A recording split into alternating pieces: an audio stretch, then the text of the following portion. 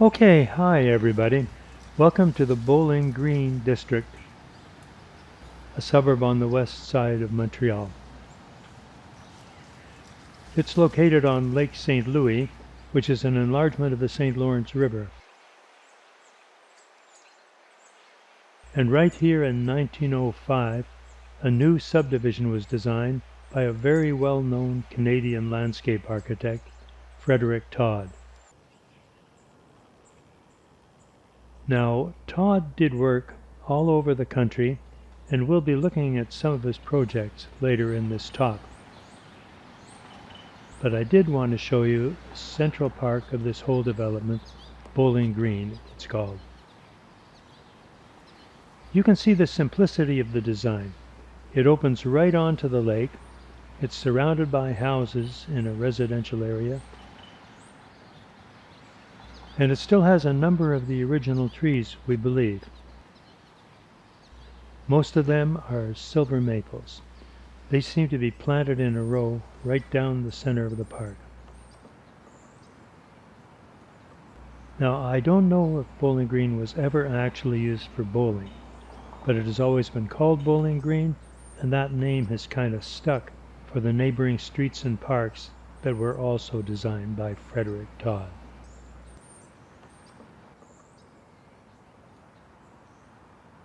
This Bowling Green district is an excellent small-scale example of the Garden City idea, one of two new models for city planning and design that were very influential from the 1890s to the 1920s. They both envisioned radical changes to the expanding cities of the period. The people who designed them were mainly landscape architects and city planners. There was no distinction between the two practices at that time, along with members of other design professions.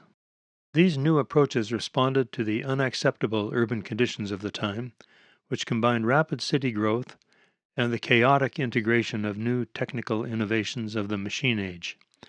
Urban problems included poverty and unhealthy slums, lack of parks and green spaces, and chronic diseases and pollution. These were compounded by traffic jams in too narrow streets, a chaotic forest of service poles and wires of all sorts, and an incoherent mixture of industrial, residential, and business activities. All of this added up to a general ugliness. The new urban models were inspired by a current of idealism that focused on the urban landscape as a crucial component in the creation of better cities. Women often played a central role in the reform movements of the time through volunteer associations and pressure groups such as the National Council of Women of Canada and the Montreal Parks and Playgrounds Association that pressured city authorities to create children's playgrounds. These groups banded together with design professionals to create a civic improvement committee in Montreal in 1906 and a similar committee in Toronto in 1911. These broad-based volunteer groups sought progress in green spaces, traffic circulation, housing, sanitary conditions, and civic beauty. All of these issues, but primarily the spatial and aesthetic, were addressed by the second of the two movements, City Beautiful, which was created in the United States during a period of great confidence and idealism. Artistic and business communities joined forces to rebuild their ugly cities in a grand manner. Their goal was to allow every American citizen to live in as fine surroundings as only princes and aristocrats had done in the past. The movement first took concrete form on a grand site adjacent to Lake Michigan in Chicago at the World's Columbian Exposition of 1893, which was designed by a team that included landscape architect Frederick Law Olmsted and architect Daniel Burnham. The Great Exposition created a unique image of elegant white buildings formally arranged around an expansive sheet of water, an image that had a powerful and inspiring impact on the millions of Americans who came to visit. The Chicago Exposition inspired cities all over the U.S. to create similar magnificent compositions. They built splendid new public buildings, state capitals, city halls, libraries, concert halls, set in beautiful landscaped surroundings, and often clustered in formal compositions called civic centers. The projects were linked together throughout the city by park-like boulevards. Here's a typical example, the Minnesota State Capitol at St. Paul, built in the decade following the Chicago Exposition. We see a powerful axial composition featuring 3 broad boulevards leading up to an impressive domed building. In many cases, City Beautiful realizations were linked up with already existing or newly created networks of green parks and parkways. The twin cities of Minneapolis and St. Paul are an outstanding example of this. The composition around the Capitol is just one component of an open space system distributed throughout the twin cities of St. Paul and Minneapolis. This approach had already been explored in Europe for centuries, most recently in Paris. During the 1850s and 1860s, Emperor Napoleon III's administration built on an existing network of parks and boulevards to create an integrated system of large and small parks and public squares linked together by boulevards. Its monumental buildings were often related axially to the meandering Seine River that winds through the city. Paris provided more than a physical example. Generations of U.S. students learned to be architects at the famous École des Beaux-Arts in Paris. There they acquired the grandiose vocabulary of the Beaux-Arts style, which they brought back and applied in the United States. The most important urban design project in early 20th century America was the Macmillan Plan for the grand rebuilding of the center of the capital, Washington, D.C. Inspired by the precepts of the City Beautiful movement, the plan was conceived by a brilliant team like the one that had created the Chicago Exposition of 1893. Its dominant members were architect Daniel Burnham and landscape architect planner Frederick Law Olmsted, Jr., the patriarch's younger son. There was a Canadian on the design team that worked on the Macmillan Plan, a young Montrealer, Rickson A. Outhet, who had gone to Boston in 1899 to study landscape architecture. He worked for the Olmsted brothers, Frederick Law Olmsted's successors, who sent him to Washington to work on the plan in 1901. Through this project, Outhet developed the knowledge that he would apply following his return home to Montreal in 1906. He was soon asked by the Civic Design Committee of the Province of Quebec Association of Architects to prepare a series of urban design drawings to replan the central area of Montreal. Here we see his overall master plan for the whole project. Here we see one of Outhet's 5 sectoral plans, showing the Plateau Mont-Royal, a vast urban area east of Mount Royal. Outhet proposed to resolve traffic problems and provide a visual focus by cutting a broad new avenue, Confederation Boulevard, connecting the eastern extremity of Mount Royal Park through to La Fontaine Park and beyond, creating new public squares embellished with fountains and sculptures along the way. Next to Mount Royal Park, Outhet proposed an elaborate formal boulevard, Park Avenue, a major north-south artery framed by 4 parallel lines of trees. East of the avenue, a recreation park with several sports fields, Parc Jeanne Mance, originally Fletcher's Fields, was planned. Outhet indicated a major sculptural feature at the intersection of his 2 boulevards. The Georges-Étienne Cartier Monument, now the site of Montreal's wildly popular Tam Tam musical event. This monument was actually built a block north of the location originally shown, and Confederation Boulevard was never built.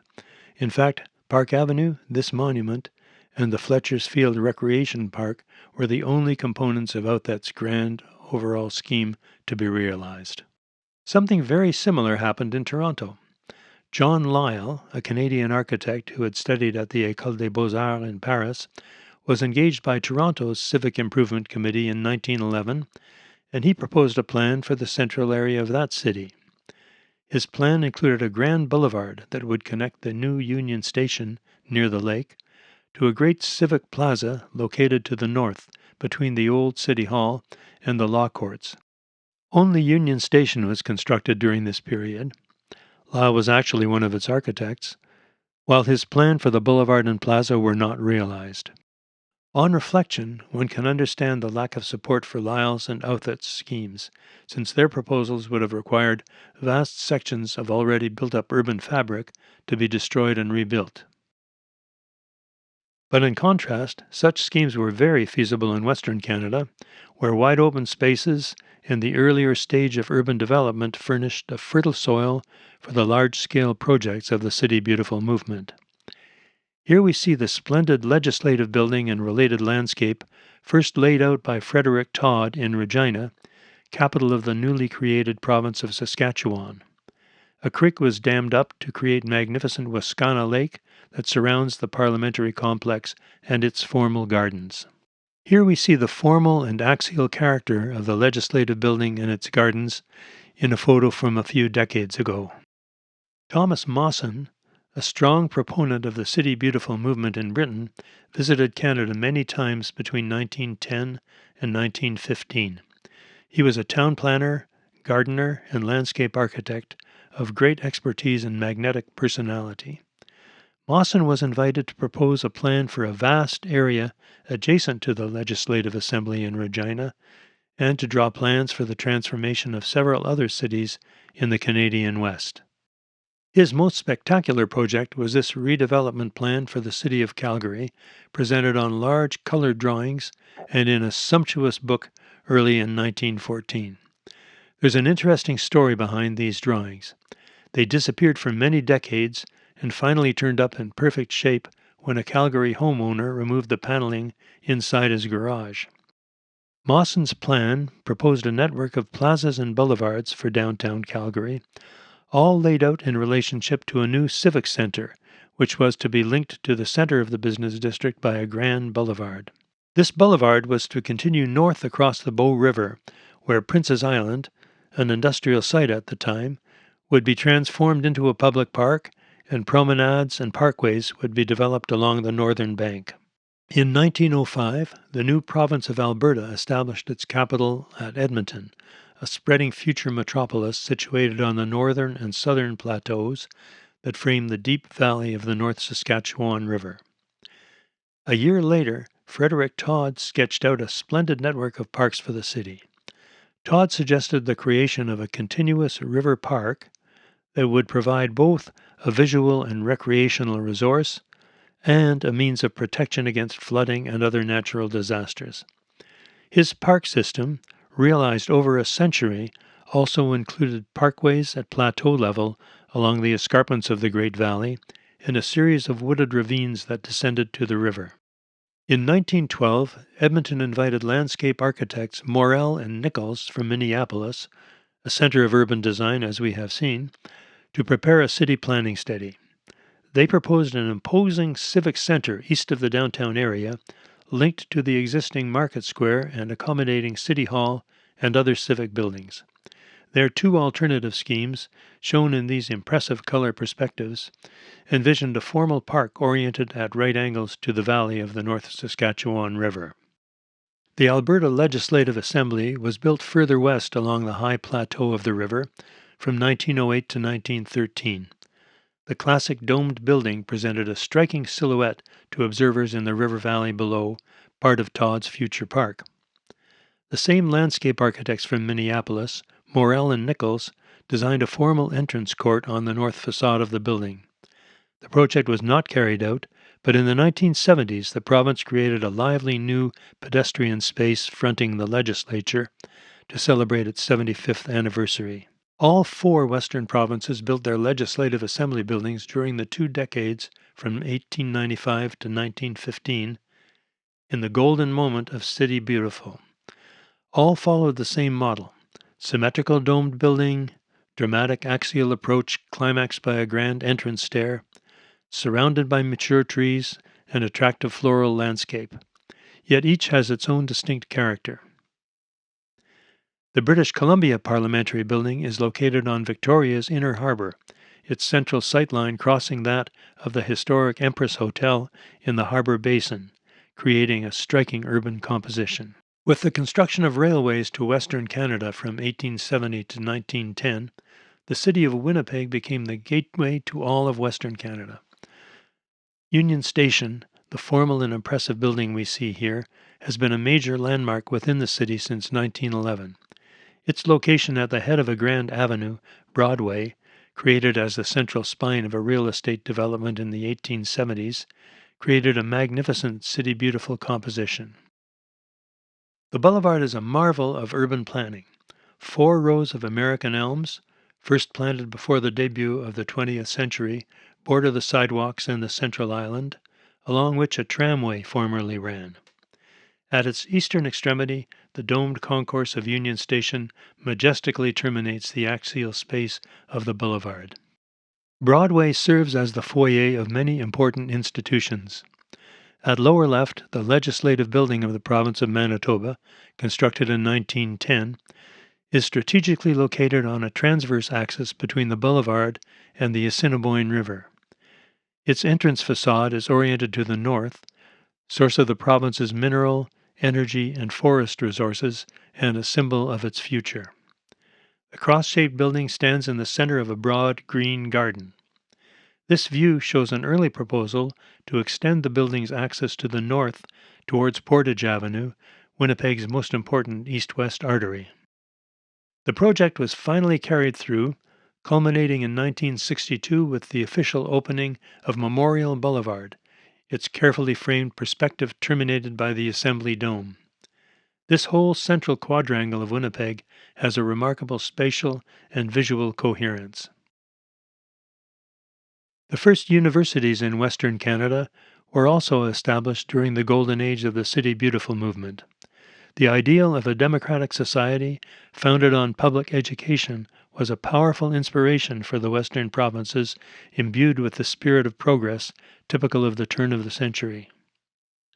The campuses of these institutions generally followed a pavilion arrangement. Separate buildings for the various faculties were organized in relation to a strong central axis around a great central space. Here we see the entrance gate and great oval space that centers the University of Saskatchewan, along with the campus of the University of Manitoba at Winnipeg. Here's an aerial perspective of the master plan for the University of British Columbia, located on a densely forested peninsula at the extreme west of the Vancouver metropolitan area. The plan, by local architects Sharp and Thompson, was based on a regular grid of roads and walks dominated by one key space, the main mall, a central avenue some 75 meters wide. Later converted to a pedestrian mall, this allée traversed the entire site of the university. It was framed by a double row of majestic red oaks in 1931 and looks north over steep cliffs to a spectacular view of the entrance to the Port of Vancouver. The campus of the University of Alberta at Edmonton was laid out in 1912 by Percy Nobbs, an architect and professor at McGill University in Montreal. Nobbs organized the campus around a centrally located grand quadrangle, its axis perpendicular to the North Saskatchewan River, which flowed past the university to its north. Residences were positioned on one side of the quadrangle, academic buildings on the other. Nobbs proposed that the place of honor, at the termination of the central axis, be occupied by an immense convocation hall, visible from the other side of the valley. Rows of trees parallel to the enclosing facades completed the composition. Looking back at these 4 projects, we see that, during a single generation of 20 years, the 4 provinces of Western Canada all established distinguished university campuses planned according to the principles of the City Beautiful movement, creating an excellent physical framework for higher education. The trio of City Beautiful schemes established in Edmonton, Civic Centre, Legislative Assembly, and University, were all located on the northern or southern edges of the river escarpment, oriented along axes perpendicular to the river. Together with the dedication of the whole river valley as a vast linear park, as suggested by Frederick Todd, they provide Edmonton with a remarkably complete and coherent system of major open spaces. We've seen this design strategy before. In Paris, where a series of important institutional spaces were conceived as counteraxes in relation to the Seine, backbone of the city. Of course, Edmonton is built at a much greater scale than Paris. One final City Beautiful project was begun just before the First War pushed city planning concerns into the background. In 1913, the federal government set up the Federal Plan Commission and engaged Edward Bennett to propose a long-term plan for the capital. Bennett was an architect and city planner trained at the École des Beaux-Arts, who had worked on City Beautiful plans for San Francisco and Chicago. His Ottawa plan elaborated many suggestions put forward by Frederick Todd: parks in the Gatineau Hills and the inner city, and walkways and driveways along canals and rivers. He also proposed new projects typical of City Beautiful thinking, including a civic center and hall and a major public plaza, the future Confederation Square, right next to Parliament Hill. Let's step aside for a while from City Beautiful proposals that focused on issues of beautification, transportation, and urban structure, and return to the Garden City movement that addressed the improvement of housing, neighborhood facilities, and everyday life. These were the concerns essentially of social reformers. The Garden City idea was put forward by a brilliant British autodidact, Ebenezer Howard, in his pioneering book Tomorrow, A Peaceful Path to Real Reform of 1898. He explained his idea with a diagram showing 3 magnets: the city, dirty and dangerous but filled with economic potential; the countryside, stable and healthy but impoverished; and the Garden City, combining all the good qualities and none of the defects of the city and the countryside. Howard envisioned a series of new towns, each having a population of about 30,000, comprising the full range of urban activities. These towns would be located at sufficient distance from existing major cities to function autonomously.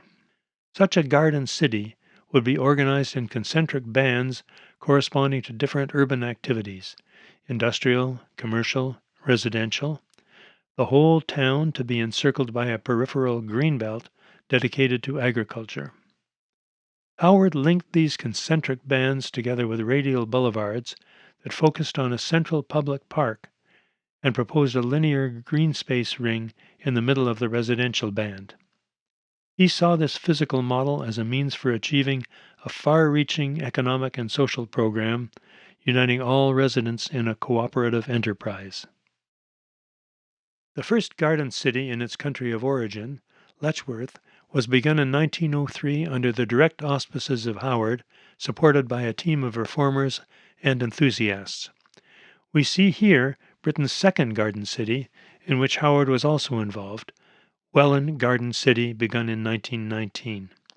The actual plan of the town is quite different from Howard's diagram that we have just seen. He made it clear that that plan was merely schematic, and that the actual design of a garden city would depend on specific topographical and infrastructure contexts. Welland Garden City is organized around a beautiful central avenue, the Parkway. Canada's first expression of garden city ideas seems to have been the Bowling Green district in Pointe-Claire, Quebec, begun in 1905, the project that we saw at the beginning of this presentation. Its designer, Frederick Todd, began with a housing cluster organized around a small rectangular park, the original Bowling Green. A historic agricultural community on the shores of Lake Saint Louis, west of Montreal, Pointe-Claire had become a vacation colony and then a suburb, following the construction of a railroad line connecting it to the city center. The project continued to expand up to the 1930s, following a master plan designed by Todd.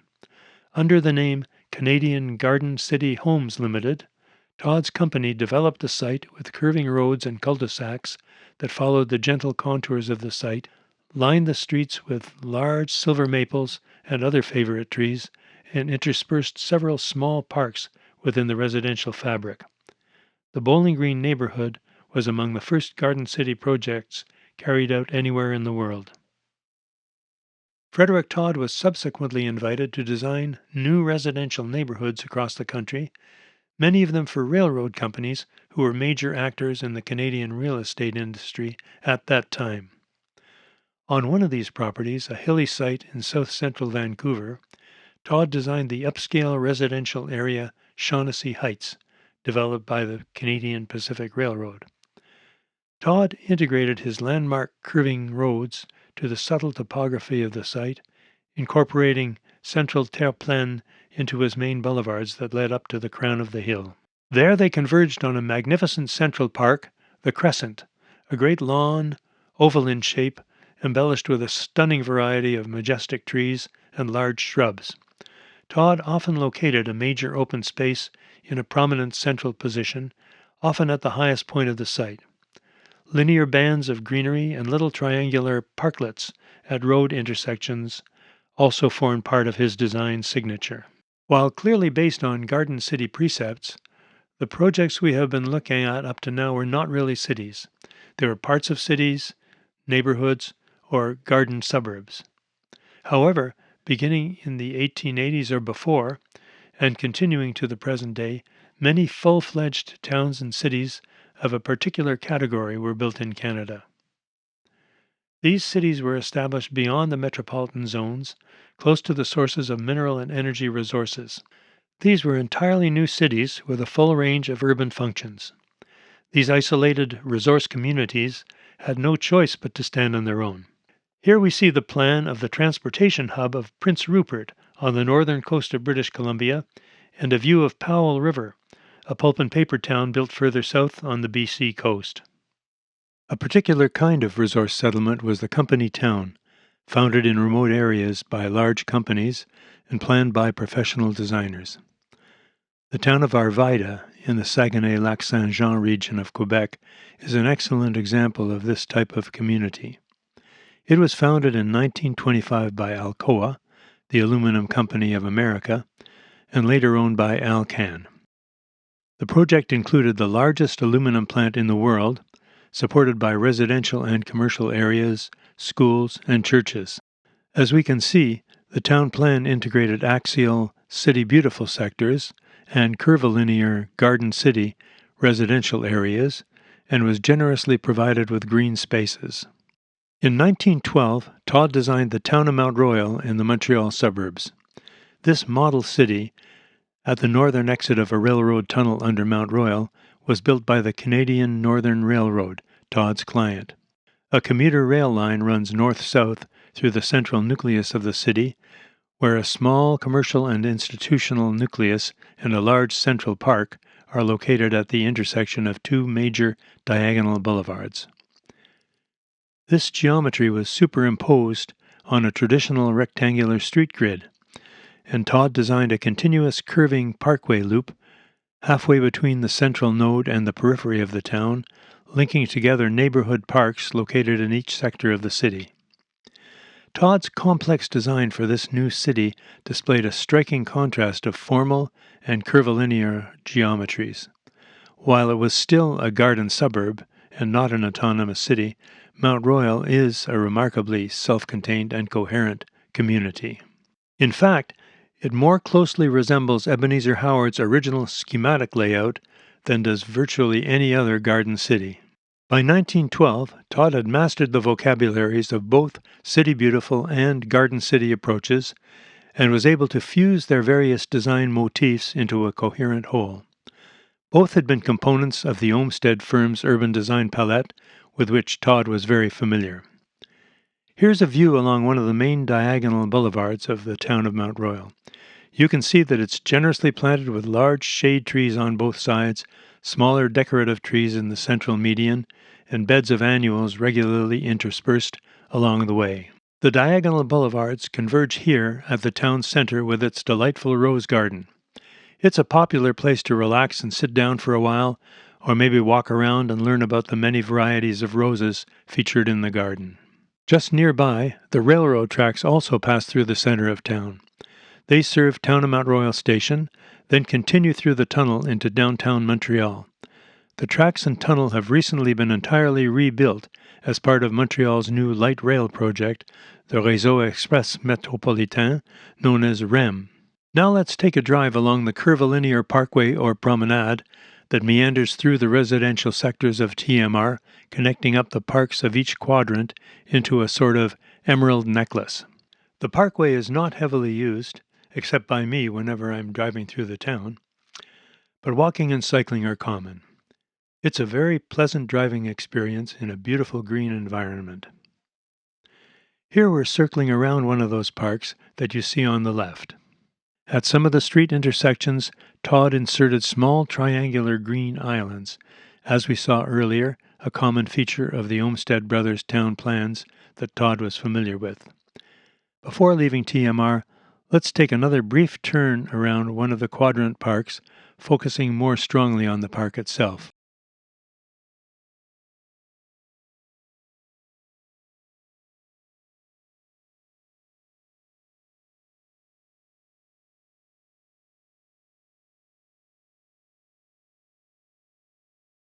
As I mentioned earlier, World War I marked the end of City Beautiful urban reconstruction projects in Canada. And as time passed, the reputation of this approach rapidly declined.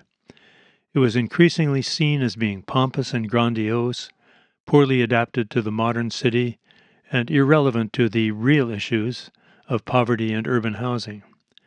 But on re-examining some of the projects we discussed earlier at a century's distance, we see that an impressive number of those projects have been realized, including Toronto's City Hall and its Grand Plaza, Nathan Phillips Square, proposed in 1911 by John Lyle. And while Lyle's grand north-south boulevard was not built at ground level, Toronto's underground pedestrian network follows essentially the same route between the new City Hall and Union Station, which was also built where it had been envisaged originally. And while Thomas Mawson's spectacular plan for downtown Calgary was not realized, some of its elements, including Prince's Island Park in the Bow River, redeveloped from an obsolete industrial site and located at a short stroll from the business district, have achieved the precise goals that were originally proposed. This conference is based on a series of PowerPoint presentations that I delivered across the country in 2014 following the publication of my book, Landscape Architecture in Canada. You can purchase the book through the publishers, McGill Queen's University Press and the Presse de l'Université de Montréal.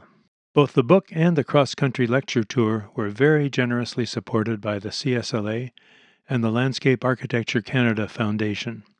I'd like to express once again my thanks to them. If you found this talk interesting, you might like to look at the other conferences in this series, all of which are available on the CSLA's YouTube channel. Thank you very much. See you next time.